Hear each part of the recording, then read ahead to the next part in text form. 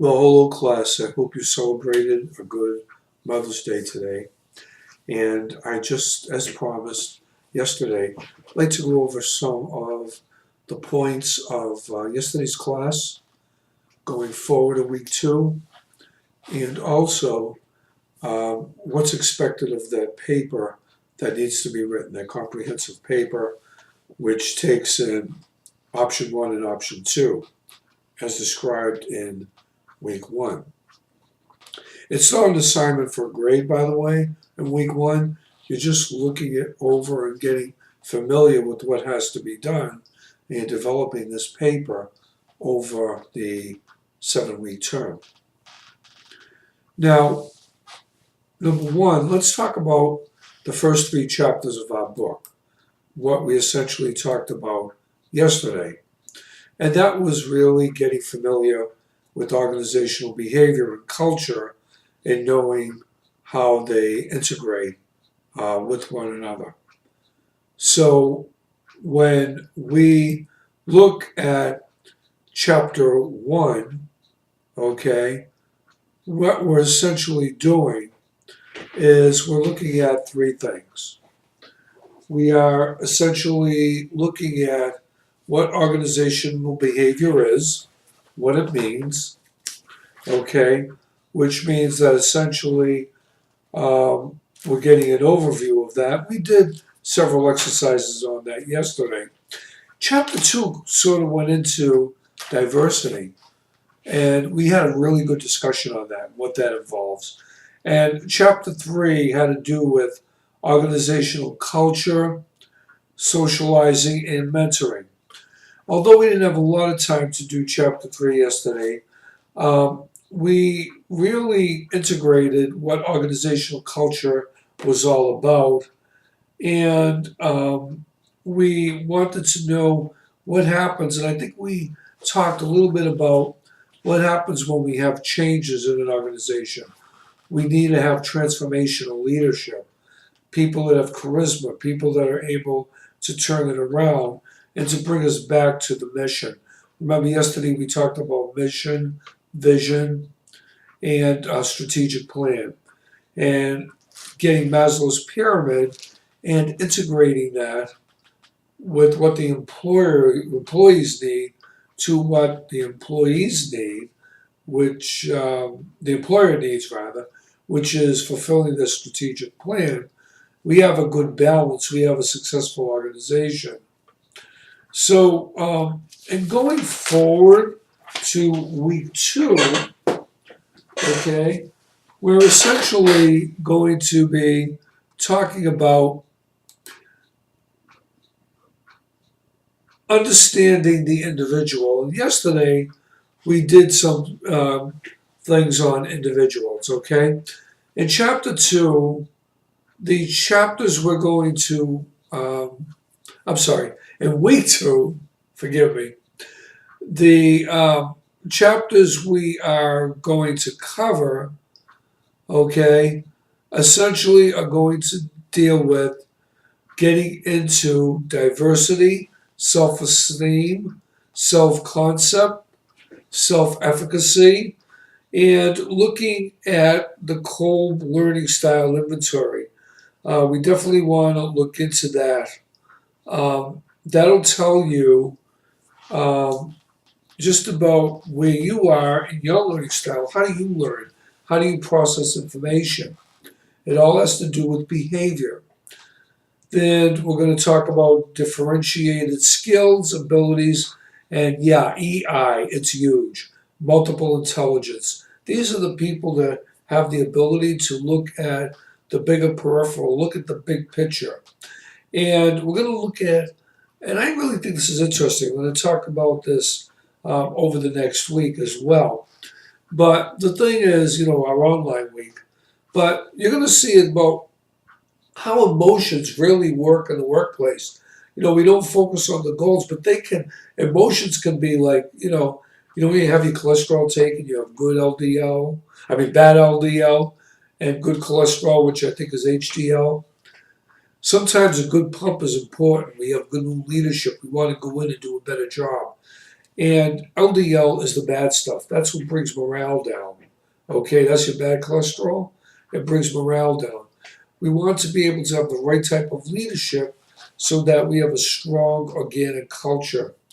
So week 2, really this online week, we're going to be covering chapters 4 and 5. Chapter 4 and 5, okay, chapter 4 looks at international OB. A lot of companies are global these days, so we're going to be looking at managing across cultures. And chapter 5 is going to be about individual differences and what makes us different from one another, but it also what makes us stronger when we come together. And yes, introverts do have power.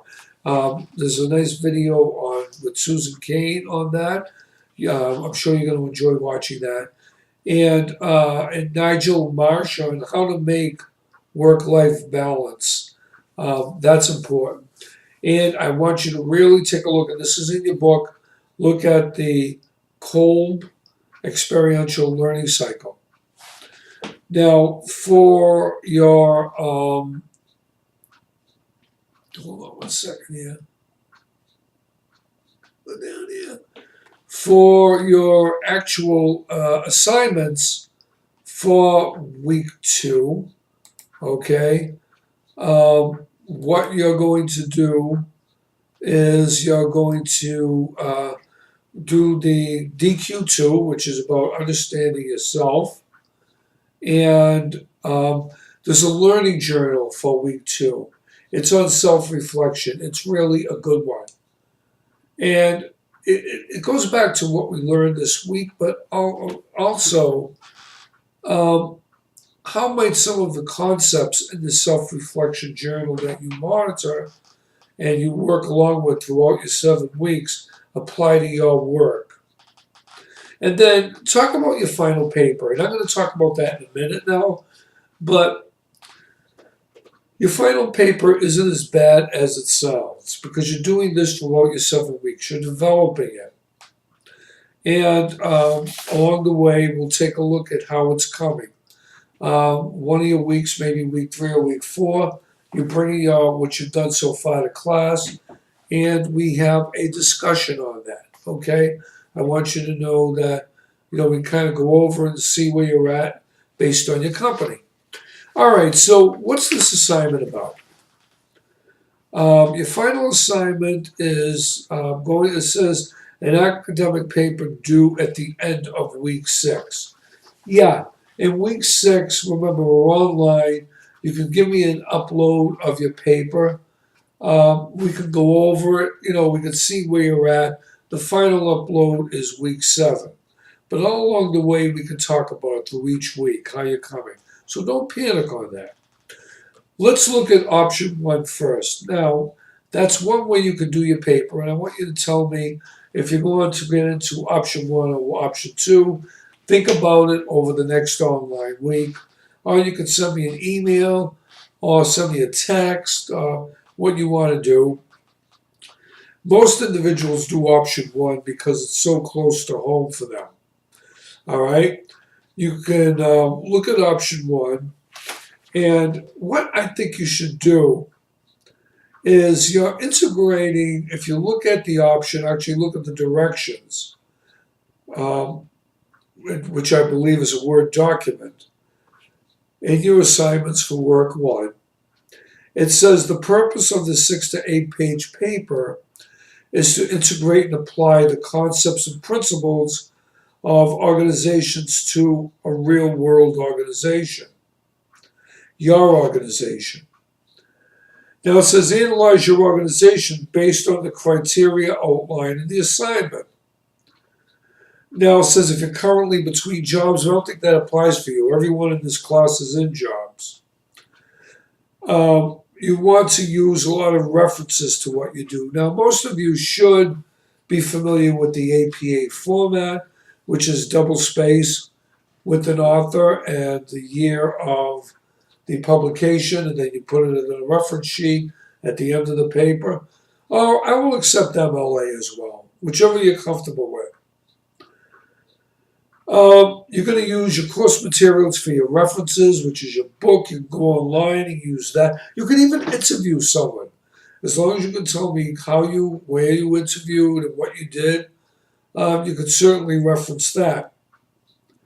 So the first thing says, well, you want to develop a hypothesis when you do that. That means, what are you trying to prove? What do you want to find out about your organization? Okay, so what the instructions say is talk about the industry that you're in. What business are you in? In other words, you guys know your SIT codes, your project managers. What type of company do you work for? So given that, you're going to talk a little bit about the demographics of the company. How long has it been there? What you want to accomplish, what you want to find out. Is it a national or a global company? What's it involved in? Art, I think you work for, oh my God, the utility company. I can't think of it. Oh my God. But I know it competes with National Grid. Anyway, the point is, what you want to do with this company is look at how it works globally. But most companies now get their resources globally.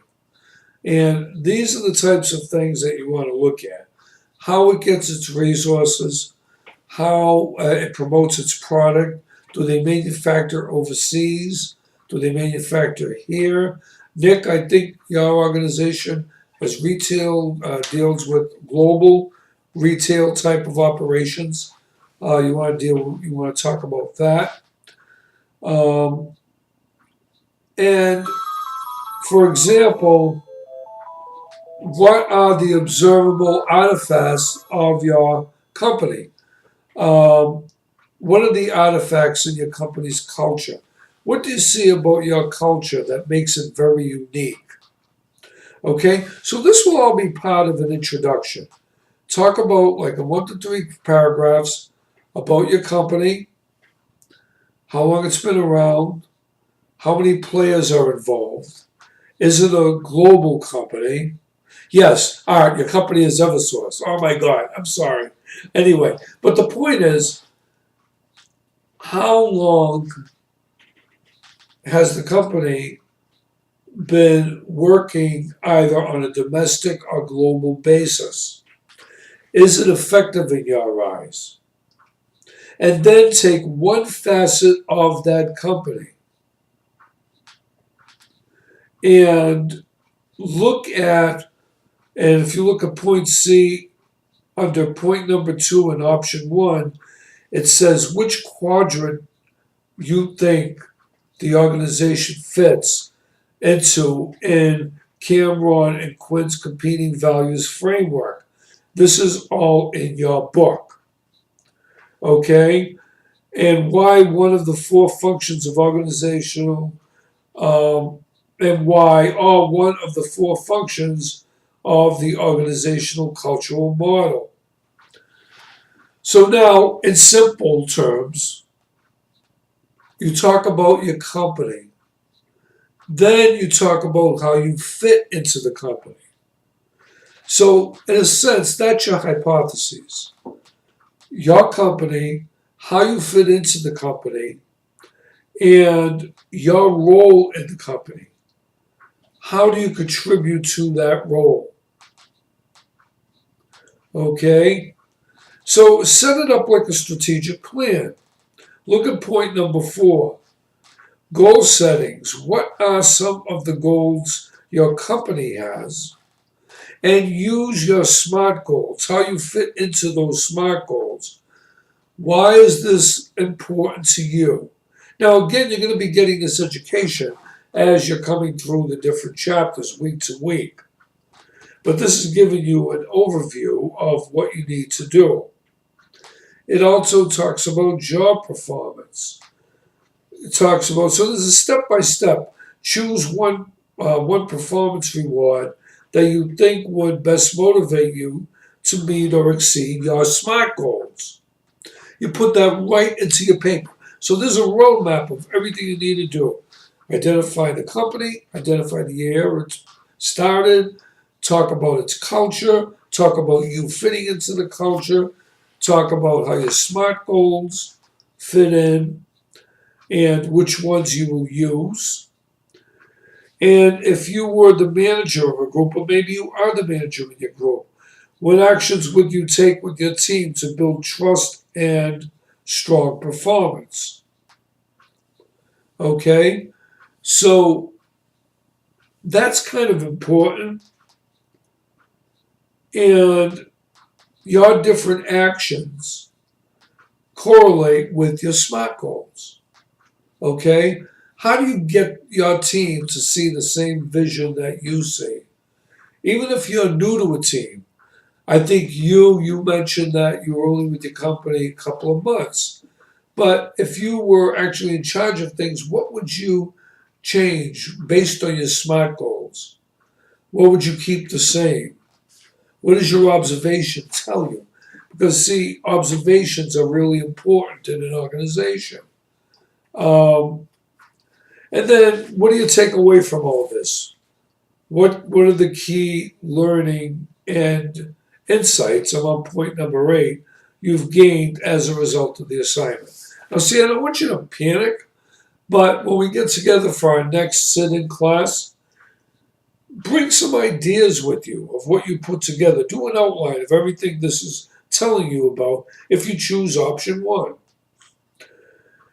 Now, option 2 is a self-directed learning contract. And it's a 6 to 8 page paper, similar to the other one, on option 1. And how do you integrate and apply the concepts and principles of OB to an idea you will implement over this course?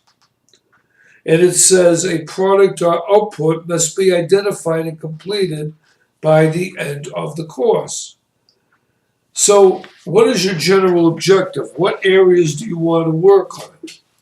So, basically, what we're saying to you is what do you want to take away from this course as it either relates to a company you don't work in or one that you might be observing? How do you apply the principle of this course with that aspect of the company that you're interested in? What are they going to be, if you look at 2, the specific objectives, what is the action plan? Now look at 3.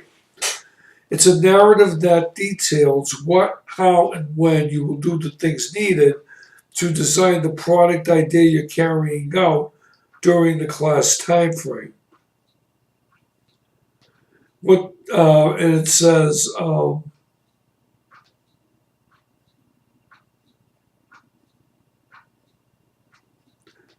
dates, activities, or steps you will need to do for the product to be completed. So essentially what you're doing in option 2 is you are identifying a product with a company that you're interested in, or that even you could think of yourself. And what would you do to develop the product, come up with the specific objectives, take an action plan? What type of research will you do? What type of alternative plan would work if the plan you came up with doesn't? What are the results of the completed product? And the next steps you would take once completed. In all honesty, if I were doing this, I would more than likely, in the essence of time and when this assignment was put together, I probably would take option 1 and work on your company as opposed to 2. But if you really want to do 2, I can help you with that. So think about them both, read over them both, and maybe over the next week or so, You can come up with some ideas if you want to text me on what option you want to take and why. You have my phone number, 617-842-2856. Or if you want to table it and save it for class 3, you can. But my recommendation would be to really seriously think about option 1, because you're in the culture, you're in the company, you're working with it, and it's much easier to apply the theory to the practical on that note. But the way the technologist put this together, we have 2 options. And I will still entertain that second option if you want to do it. And we can sit down and talk about it. Okay, so that is about it. And I will see you. Well, we'll be online for the next week. And I will see you the week after, which I believe will be, oh boy, May is flying, huh? Will be the 25th of May. Have a wonderful evening.